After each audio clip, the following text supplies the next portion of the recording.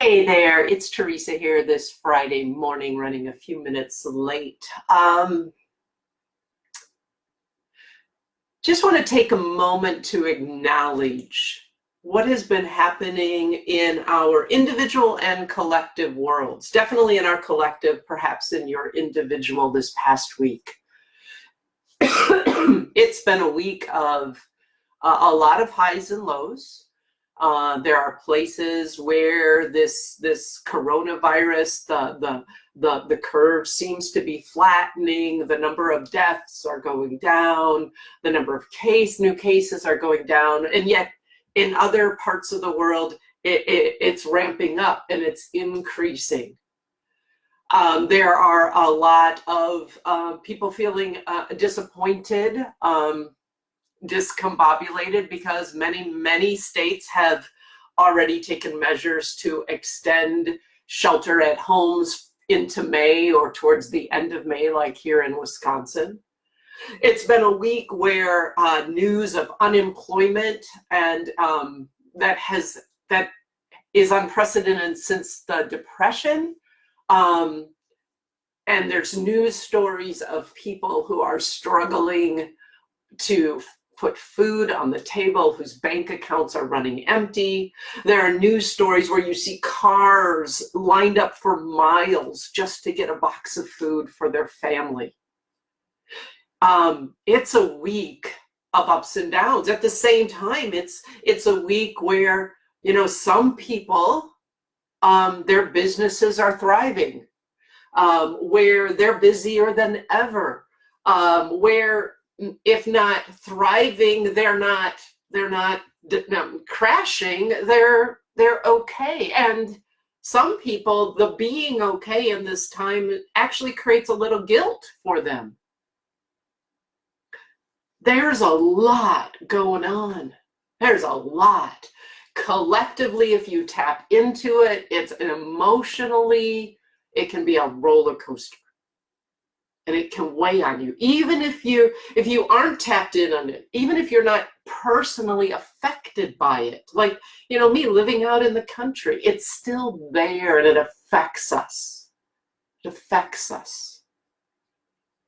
And it's also a time, because this has been going on for a while, and the question is starting to come, like, how do we start to open up again? What's the new normal of our lives going to look like? Am I ever going to be able to hug somebody again without afraid of getting sick? Are we going to have to wear masks for the rest of the year? There's all of this swirling, not knowing.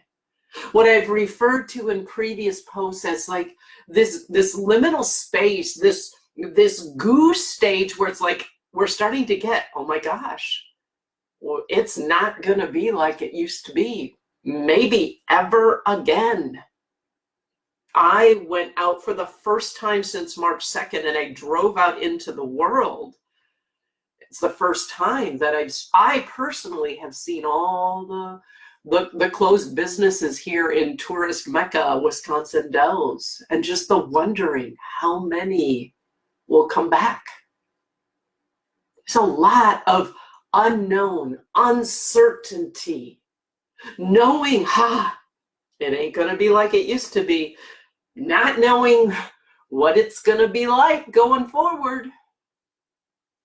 And in uncertainty, human beings, me, you, I bet, that's when it's so easy for the fear and the anxiety to ramp up. The fear of not having enough, of not being enough, the fear of the unknown, the fear of not being okay, fear.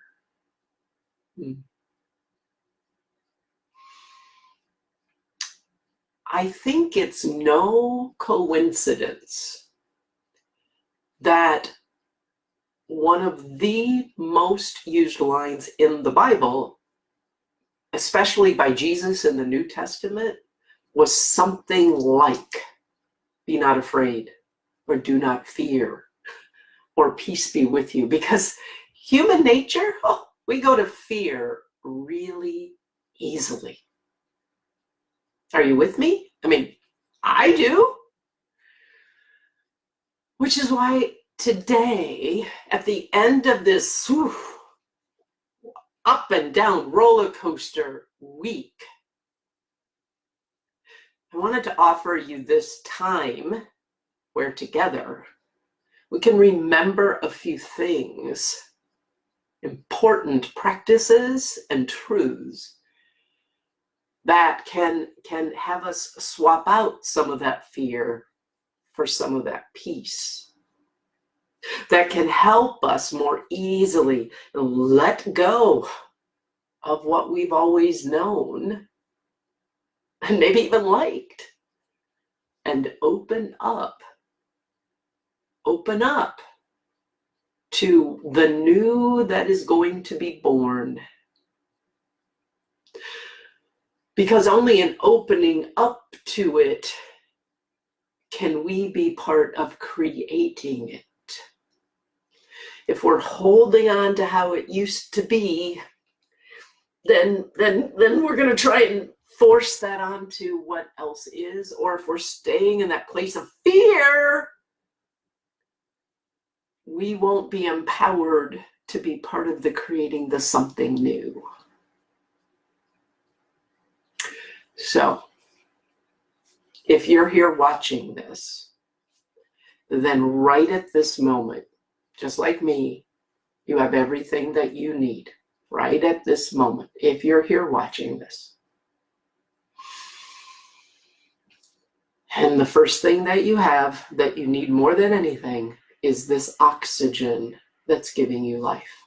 So I invite you to sit back for a minute or two with me and just consciously take some breaths. Breathing in that oxygen, that life force energy that gives you life, letting it fill you, and then releasing, letting it go, letting it go. Trusting, again, there's life force energy here for me again. The very rhythm that keeps you and I alive is one of opening and letting go, which is exactly what this time in our world is inviting us to trust in.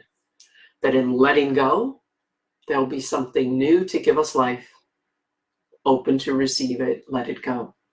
That's the pattern. So I just invite you to take a few breaths here, breathing in that gift that gives you life, and then letting it go, trusting in the next moment that it will be there for you. Breathing in moment by moment all that you and I need in this moment to give us life.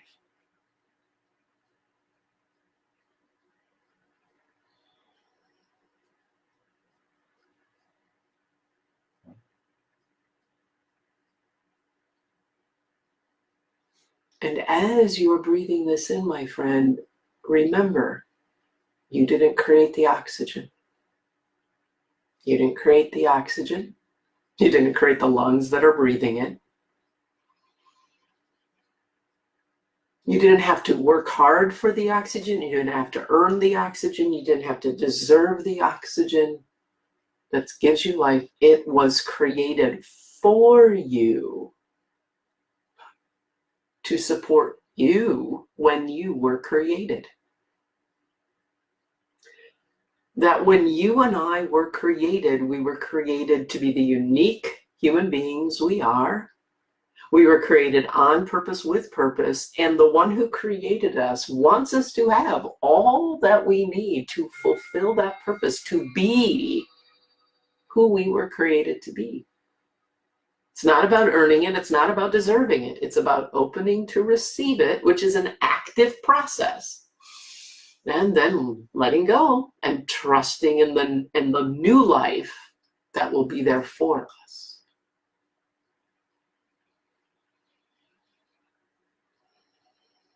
I point out to you that this life force energy you didn't have to create, earn, or deserve, because in experiencing that and knowing that,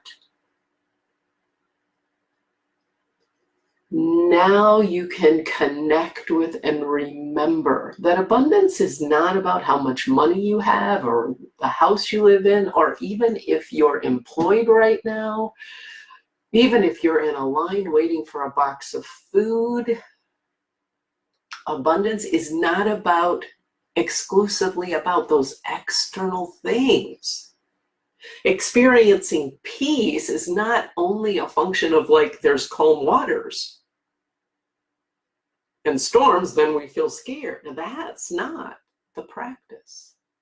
It's about recognizing that abundance and peace and joy comes first as an internal experience that we can tap into and connect with, regardless of what may be happening externally. And when we can connect into that experience of abundance and peace and power and joy, then that's what we can start to bring out into the world. Abundance, not scarcity. And the only way I know of that we can get that inner experience of abundance is to redefine what we in our society have called abundance. Because it's been very much based on the externals. Whereas abundance is about knowing here that you're part of something bigger than you and your individual efforts and what you can do and what you have. Same for me. That we're part of something bigger, more powerful, more resourceful, more creative, more intelligent, more loving, more generous, more eternal and lasting than either you or I or our individual efforts. Now, I call that something bigger, that we're part of God, and you may call it universe or spirit or life force, whatever name. But it's the thing that was there long before you and I existed, and it will be long after. It's the life force that flows through all. And not only are we part of that something bigger, that something bigger is part of us. That something bigger that we're part of is bigger than the current crisis, pandemic that we're going through. It's more powerful even than that. And that something bigger that we're part of is always, always moving us toward love. Always, always wanting to create new life and growth. Even in tragedy, even in storms, even in pandemics. If you can just anchor yourself in that hope, in that trust,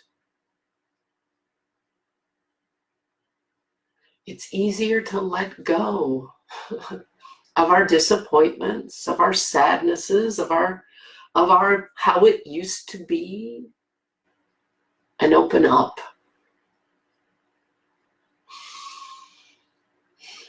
The other part of abundance is to know that we have access to all that we need in any given moment to fulfill the purpose we were created for. Now, sometimes we may not see it. Sometimes we may not know how to access it. And sometimes it may not be what we think we need or want. But we can trust. And if we can anchor ourselves in that understanding of abundance, then in here, now we can open up ourselves to what's here for me to support me. What are the resources I can tap into? What do I have that I can work with? What's the new life that's wanting to come through me? What can I let go of and open to something new? Now, it's easy to feel that in here when life is good and everything's going great. And nothing like this pandemic to just totally tip everybody's world's upside down. And now we're seeing like, now is when the practice is called for. Now is when the practice is called for.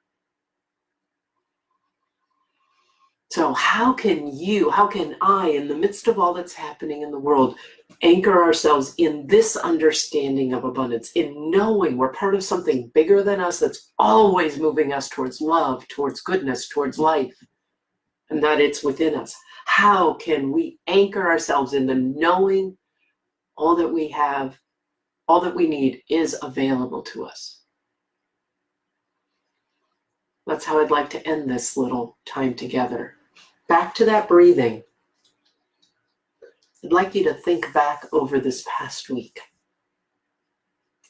Just, first of all, note that clearly this past week you had all that you needed, or you would not be here. That in some way, shape, or form, all that you needed was provided for you, or you would not be here. But beyond that, let's take a moment and look back over the week and think of all the things that happened, first of all, or that you experienced, or that you had that you're grateful for. But going beyond that, think about things that happened, that you experienced, that you saw or witnessed or heard about. That, I didn't make that happen. I didn't orchestrate that. I didn't deserve that. Whether it's the simplest thing like opening up a book like I did today in an inspirational book. I just opened to a page. It was a page I had never read before. And it like literally felt like it had been written to me exactly what I was feeling this morning. I didn't coordinate that. I just opened the page and it was there. Or maybe it's a song that suddenly played. Maybe one you'd never heard before, or you heard before, but it was like when you heard it, it was like it was exactly what you needed. Maybe it was a friend who suddenly called you at a time where maybe you were having a hard time, and that friend just called you and it was exactly the reassurance you needed. Or maybe it was role reverse. You suddenly felt prompted to reach out to somebody and they were having a hard time right when you felt that prompting to call them. Maybe it was a new idea or an opportunity that came your way. And you're like, how did that happen? Maybe it's your daffodils here up in Wisconsin had its first blossom opening up. And it was so beautiful, that first flower of spring. Look back over this past week and think of all the things that brought you strength or comfort or hope, that brought you life, that brought you joy, that had you connect with peace inside, and you didn't make them happen. Because when you can recognize those things, what I call grace moments, that's when you can get, oh, there is something bigger that I'm part of and that is at work on my and our behalf for good, for love, for life. Let me open to receive it. Let me let go. Let me let go of my doubts, my fears, and trust in that. Because it's at work, my friends. Even in the midst of the swirl of unknown, uncertainty, fear, scarcity, ups and downs that we're all part of to some larger or lesser degree.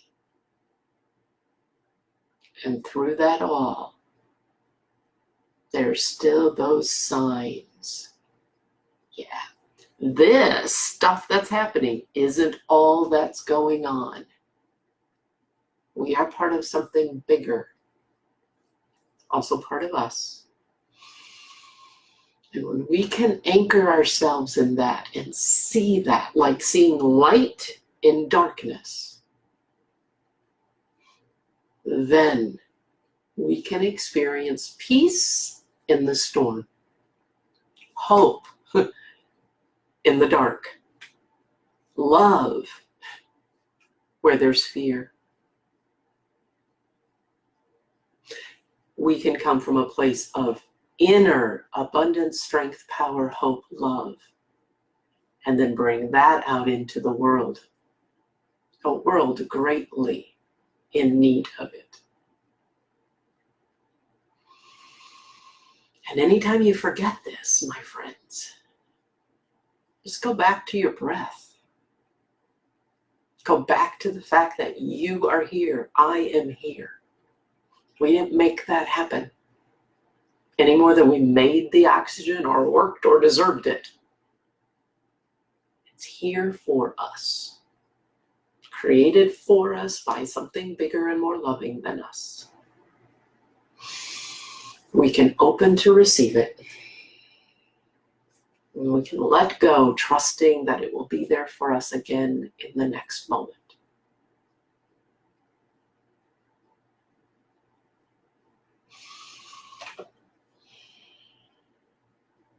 So my friends, whatever type of week you've had, highs, lows, all of the above, I invite you to look back and see the grace, the gift, the signs of life and love that ran through it all. And then let it go. Let it go and open yourself to the gifts, the graces, the love, the life that's here for you now. Open yourself to the newness of a weekend and the slightly different routine that might include. Knowing that no matter what's swirling around, we are anchored in abundance. We are held in abundance. I pray that you have a great weekend, that you rest, you relax, you stay present, you look for the grace, the gifts, the signs of abundance all around you. You find it within you. And then know that I will be back on Monday with another Anchored in Abundance live to support you to start the week. Anchored in this truth. You and I were created by something much bigger, much more powerful, much more loving, abundant than anything we can do on our own. We're part of something bigger than even this pandemic. And we do have access to all that we need in any given moment to become the fullest expression of who we were created to be and to live our unique purpose in this world. This I believe. Blessings on your weekend. Thanks for being here on the replay. And Mary, thanks for being here live this morning. I'll see you on Monday. Bye.